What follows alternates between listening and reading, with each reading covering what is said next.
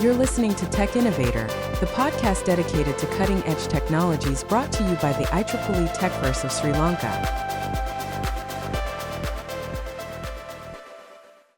Hello everyone, and welcome back to the Tech Innovator podcast series, proudly brought to you by IEEE Techverse Sri Lanka.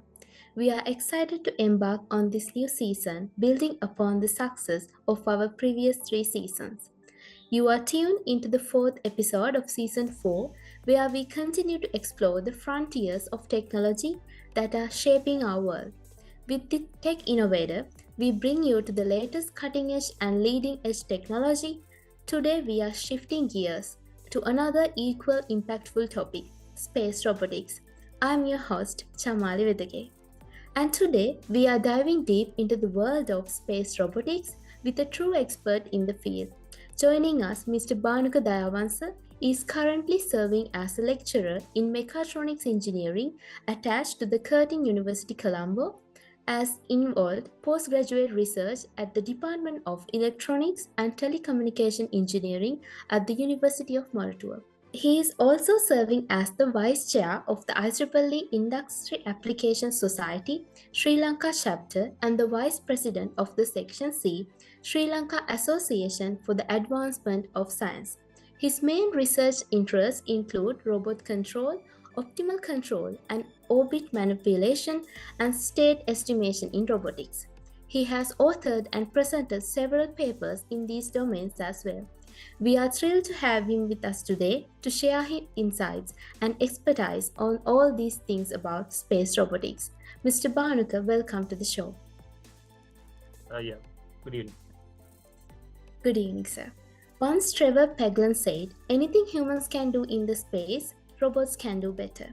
Space robotics is a branch of technology that focuses on the development and use of robots to assist in space exploration, research, and operations.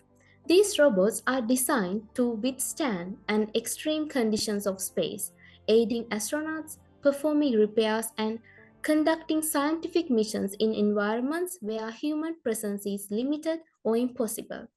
They played a critical role in space missions, from exploring distant planets to maintaining satellites in Earth's orbit. To understand its current landscape, let's start with the expert. So, what initially drew you towards robotic manipulation in space environments in particular, and what considerations need to be made in designing robotic system for zero gravity conditions? As you correctly mentioned, the human interaction when it comes to robotics in space is very limited. That's one of the biggest things that makes robot design and robot control in space a bit challenging. So this challenging nature of space robotics is one of the biggest things that made me join this research domain, because when it's challenging, the scope of research is very high. There are sort of undiscovered avenues and domains in space robotics which we are yet to explore. So that is one of the biggest things. At the same time, I have been involved in robotic research some time, and it is a very widely explored area currently. If you look at the global context, probably you might have seen the Tesla's new robots, the humanoids. So you can see we are rapidly evolving when it comes to the robot technology in Earth, but when it comes to space, we are still lagging behind. Because one of the things is it's very costly, and it's a bit extreme environment. There's zero gravity, there's vacuums, there's a vacuum over there, and there's radiation, cosmic radiation. It makes traditional robotics far less effective when it comes to space environments. And also when it comes to the robot movement and control, in Earth, the gravity and friction factors help the robots, stabilize the robots. But it's not there when it comes to, it's limited, and it's different when it comes to space environments. So that makes space robotics a challenging field. At the same time, with the space industry growing, so you can see now, once again, if I get back to SpaceX, they launched, they are planning to launch space vehicles, and they're planning on colonizing, the space. And as the avenues in space industry keep blooming, the requirement of space robots also can increase. The reason is it's not possible for humans to go and work in space as they do in when it comes to servicing, when it comes to other operations. It's definitely going to be the robots who will be performing these tasks. So with that, space robotics is going to be one of the key areas in robotics, in particular in engineering. That's going to be highly sought after in the future. So I actually got involved in this particular on-orbit manipulation research thanks to I had to acknowledge Professor Mohan Munasinghe from the Department of Electronics and Engineering at the University of Moratuwa, who actually got me into this particular research, where we were planning on designing and developing a control strategy to a 7 degree of freedom manipulator that has been sent out by a defense company in the United States called Northrop Grumman. They have a subsidiary company called Space Logistics, where they are planning on extending satellite life cycle. So that particular research was the area that I got involved in. So that is how I got involved in space research. Thank you so much, sir. So when it comes to space robotics, is it same the robots we see in the Earth, or is there any particular differences? Can you please explain that? When it comes to the definition of robotics, the International Federation of Robotics has certain definitions given by defining what types of robots are there and the classifications. So in general, we can categorize the robot based on the locomotion type as well as the type of application it is used. So if you look at the locomotion, there are robots probably might have seen in industrial context where the base is fixed and the robot is moving around in a fixed area. But when it comes to mobile robotics, that's a robot that's not fixed to a particular place, but it can move here and there. And when it comes to application-wise, there's industrial robots and there are service robots. So industrial robots are generally used, as the name suggests, in the industry. But when it comes to service robots, they are used for certain applications. When it comes, whether it's like wearables, whether it's like collaborative robots where the humans and robots interact together. However, when it comes to space, we use mobile robots as well as fixed-based robots, depending on what sort of application we are looking at. So the main research that I'm working on is satellite life cycle extension, where the robot is actually working on servicing satellites. So based on the robotic definition, it's more of a fixed-based robot because it's fixed to a particular entity that's floating in space and it does operations around the environment. But at the same time, there are other space robots which are falling under the category of mobile robots. For example, if you look at the rovers, I think you probably might have heard about the Mars rovers. So they fall under the category of mobile robots, where the robot base is not fixed, it's moving around, it's mapping the terrain of Mars or unexplored planets, and it's sending back data to Earth. So depending on the application, the robots can change drastically. But if you look at the Earth context, if we look at robots, it's still applying to space industry as well. So depending on what your application is, you have to select what exactly is going to be the robot that's suitable for your purpose. Thank you so much, sir.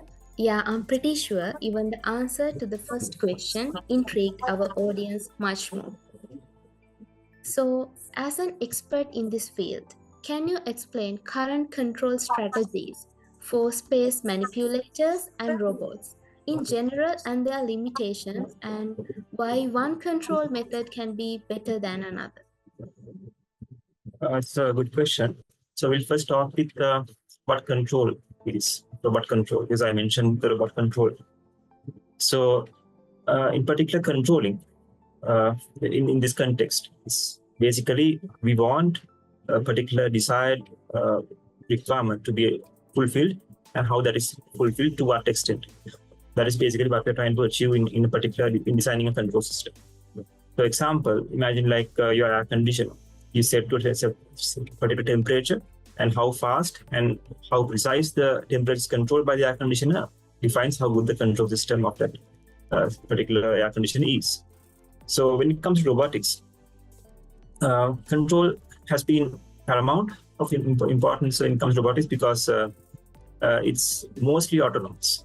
I will talk about autonomy in a later section, but when it comes to robotics, we want the robot to do something, and to what extent and with what precision that the robot is achieving that task is very important, especially when it comes to space environments. So traditionally, if you look at the robot control methods, we have model-based control. Model-based control means we have the robot modeled, and based on the model, we define the control parameters. So, example, we use a particular method called the Euler-Lagrange method for modeling the robot. Basically, it's like an energy-based modeling mechanism. So, if you look at traditional modeling approaches, we have the Newtonian physics, we have the Newtonian mechanics, we have the Hamiltonian mechanics, and the Euler-Lagrange mechanics. So typically, when it comes to modeling robots, we go with the Euler-Lagrange method, which is the energy-based modeling method. And once the robot is modeled, then we define the control parameters. So the problem, once again, as it suggests, we have to have a model, right? As the name implies, we have to have a model of the robot. But modeling the robot can be a bit hard. At the same time, once the robot is modeled, typically a robotic system is a non-linear system. So back in the day, what people did was they linearized the model that they obtained and then develop the controls. Example, you take something like the Kalman filter, we linearize it and we have the extended Kalman. So linearizing had its own drawbacks as well as its advantages. But as the computation power increased as in humanity, as a civilization, we had the chance to advance our controls to include nonlinear systems.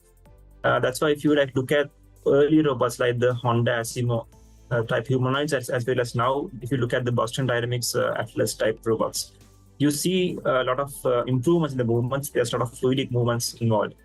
This is basically because the current controllers can accommodate nonlinear models. That's the typical model-based control technique.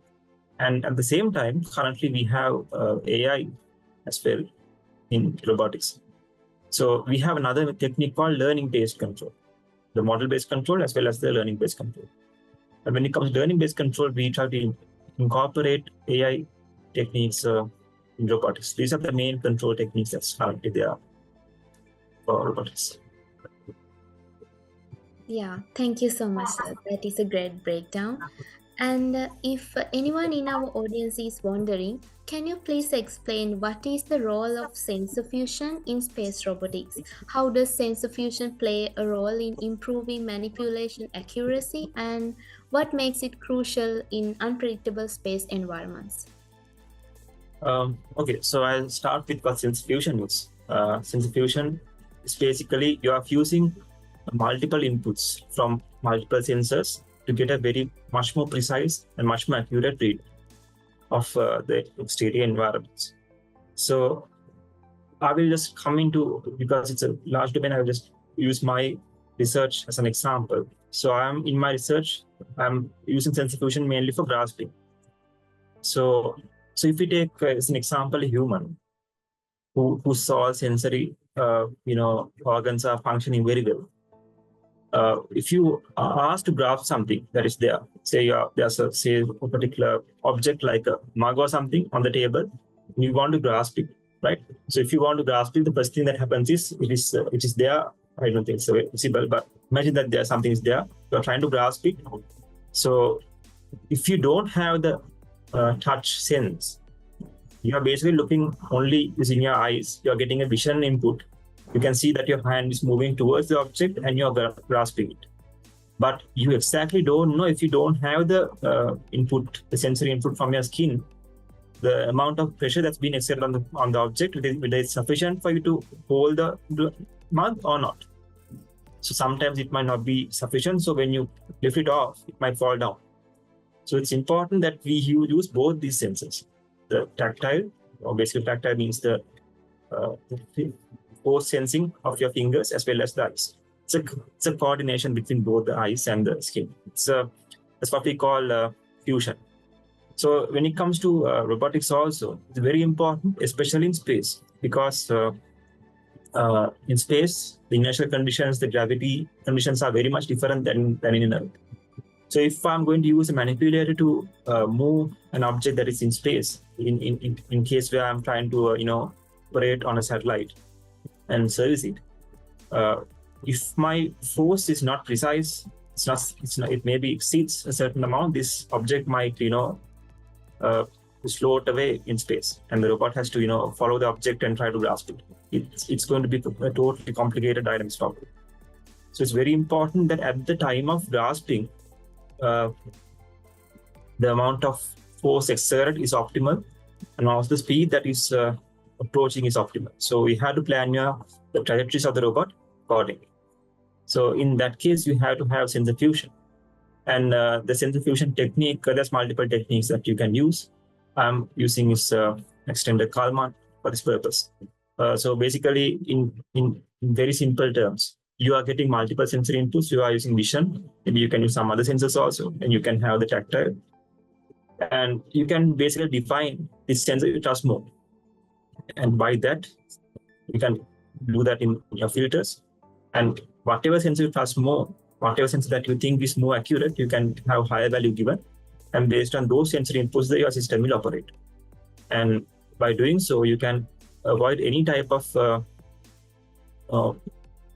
complex conditions that might occur by exerting wrong forces, wrong trajectories, and wrong robotic movements. Yeah, thank you so much, sir. So it's really amazing how technology is advancing to integrate such a range of sensors, right? So our next question would be, how would you describe the current state of space robotics, and what exciting developments have you seen in recent years? Yeah, so space industry as a whole is developing very largely and very fast. So you can see back in the day, we didn't see, only the NASA was operating all these things, and all of the private space companies were mostly just keeping baby steps. One of the biggest reasons is the space industry is a highly cost involved, right? There's a lot of costs involved, and also it's a high capital industry. So the private companies were reluctant to put money into space because it's a high risk involved, and the return of the investments is not very fast achieved. But in the recent years, SpaceX has shown very promising results when it comes to space industry. And also one of the good things when it comes to SpaceX is that they don't patent their designs. It's open to the general public, so the others also can try and develop. So they have now, for example, they have the technology to land booster that has been sent out. So this technology others also can incorporate. They don't have to pay for the patent or anything. The technology is available, and they can work on it. So I think in the recent years, in the years to come, there will be a huge boom when it comes to space. Now, currently, there is a huge boom in the AI sector, which we did not expect. If you look at the natural language processing, the large language models that they have today, currently, it was not. It's basically an exponential growth, which we did not see like 4 or 5 years back. But you can see now the landscape is changing drastically. Many things are contributing for this. The computational power, the investments. At the same time, you can see the space industry with the development of all these AI-based techniques, and also the interest people are seeing with the current trends in the space industry. It's supposed to, and it will grow. And there will be other areas like when it comes to space tourism, there are people willing to invest in these areas. And at the same time, this is one aspect. Another aspect is now, we sent out a lot of satellites and all to space. And these satellites, after a certain time, they end their life cycle. And now, this particular current phase, there are a lot of satellites that we have sent, and they are expiring. So sending out a separate satellite can be costly. It will require high investments. At the same time, it will add more debris to the space around the Earth. So it's always better to extend the life cycle of existing satellites, cost-wise and also pollution-wise. Because space pollution is going to be a hot talk in the coming years, because the more polluted, we will not find space to send a satellite, right? So it's always important to manage the debris floating around the Earth. So this satellite life extension will be something that will be very keenly looked upon in the future. So at the moment, Northrop Grumman, a space logistics company, they are actually working on this particular project. They are sending out the mission extension pod, where the mission extension pod has a robotic vehicle. It goes and extends the life cycle of satellite. So there's going to be high, avenues, more avenues opening in space industry, as well as high impact research will be there involved in space robotics. Yeah, thank you so much, sir. It really seems like space robotics is entering a whole new era of capabilities. So, Mr. Bhanuka, we would like to know, what role do collaboration and interdisciplinary research play in advancing the field of space robotics? Collaboration and multi-domain research is actually not just for space robotics, but it's important for all domains. So if you take, since it's my domain, I talk about robotics in general. Robotics research cannot be done alone by a mechanical engineer or electronic engineer or computer science engineer. It's a collaboration of multiple domains.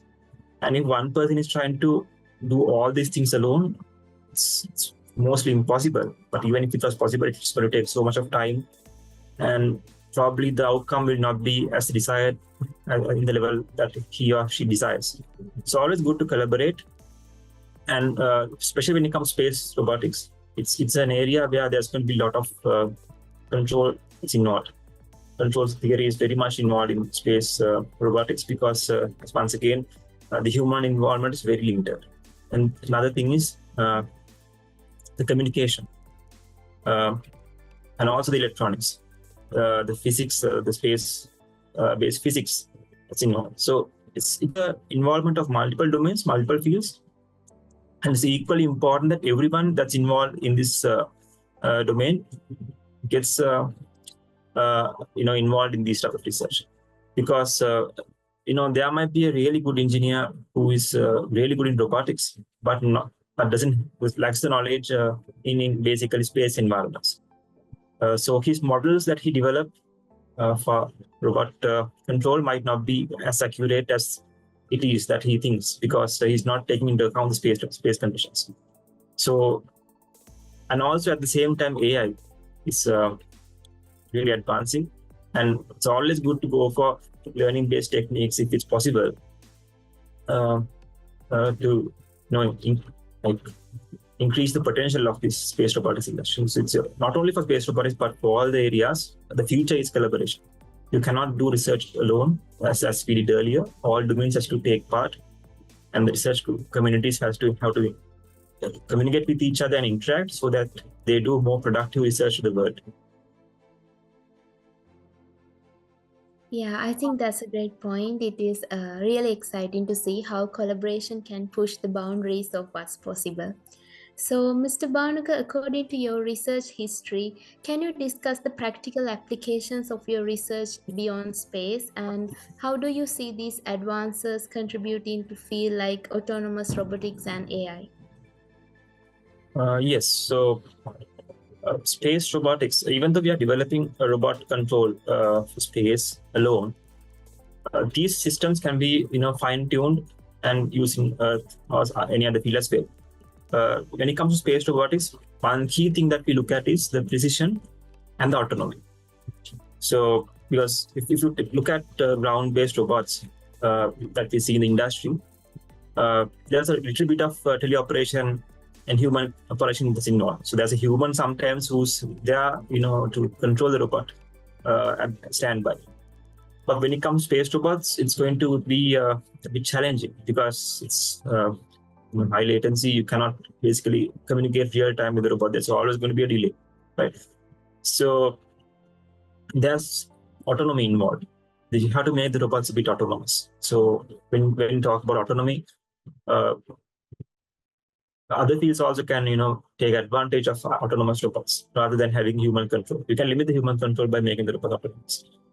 And to that extent, so if we develop precise autonomous controls for space robotics, obviously that those can be incorporated in the conditions as well. So bit of fine tuning that will require to be done, but it can be used in the ground Earth context, especially in areas like medical robotics, because medical robotics need very precise control. We cannot do any type of mistakes when it comes to surgical robots and so on. So this particular space robotics technologies can be directly incorporated with a bit of fine tuning into medical and also electronic manufacturing sectors.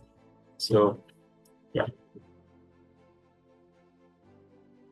Yeah, thank you so much, sir. That is incredible. It is exciting to see the crossover between space technology and more everyday autonomous systems. The potential seems limitless. And finally, for students or young researchers who are interested in space robotics, what opportunities do you see in this field? How can they contribute to solving these complex challenges? Yes, so as I mentioned, the space industry is blooming, right? Currently, I think there's a huge bloom in the AI sector and the computer science sector. So I think so many people are trying to join computer science backgrounds, IT backgrounds, because of this large bloom in the AI sector. These blooms, they come up, they go down. These trends, that's normal nature. Back then, there were these blooms for the construction industry. It went up, it went down. Now it's there for AI. It's going to go up, and it's going to saturate at one point, and it's going to go down. I'm not saying it's going to go down and die off. It's going to be, saturated at a particular point and sustain there. And based on different circumstances, that can go up or down. And I can see in the coming years, one of the areas that's going to rise up is going to be space. Space anyway has had this particular interest in the past years as well, due to many reasons, science fiction, and also there was a time where people thought that if you can get involved in space related stuff, it's pretty cool. So because of these things, space industry has been maintaining a particular level. But I think with the current technologies, especially with the involvement of the private sector in the space industry, apart from NASA, there's going to be very high involvement in space. And also not only because space industry was involved, people involved in space industry are more centralized or localized in the US. But now India is involved, China is involved. So the market is going to widen up. The competition is going to increase, and that's going to open a lot of avenues. And space robotics, so when it comes to youngsters, there can be people who are interested in space. There can be people who are interested in robotics. So both these domains are going to grow, according to what I see. So I think you have to figure out what your passion is firstly. If you want to, if you see yourself interested in a life in the future, in the electronics sector, in the robotics sector, I think you should start now. There's a lot of resources for you to start with. Just see if you like it.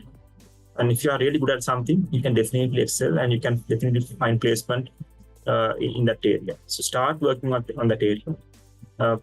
Just do some projects. There's a lot of open avenues now. If you want to just join a research group as a volunteer, you can do it. Some people who are involved in research, get your hands dirty, build something. It might work, it might not work, but that's how you learn. You have to fail first, then only you learn. So there will be a lot of avenues and doors opening in the future. And at the same time, AI, of course, as I mentioned, model-based control is now, we are still working on model-based control, but if you want, we can still, we have the chance of going to AI-based control as well. So if your field is in AI, then of course you can plug that into robotics. So whatever your field is, if you're good at it, you can, pivot these areas. First thing is, I think, learn your fundamentals properly. So once you know your fundamentals well, then you can divert or pivot into whatever area that is actually blooming at that time. So my advice, if I summarize, you have to be good at one area, learn your fundamentals, get your hands dirty, do your work, and then look at the opportunity that's rising up, and don't be afraid to take challenges. Yeah, thank you so much, sir. I'm pretty sure our audience was eagerly waiting for that answer. So, finally, we had a great discussion with you, Mr. Bhanuka Dayawansa, and we would love to know your perspective on our podcast session, and your input will be so much valuable to us. So it's actually, I have to thank God because I have been involved in multiple talk sessions, but it's the first time I got a bit technical and spoke about this research area. So it is good to have such a thing because, it's key. One of the key things of knowledge is disseminating. You are just keeping it for yourself. And then the public will not know what's going on.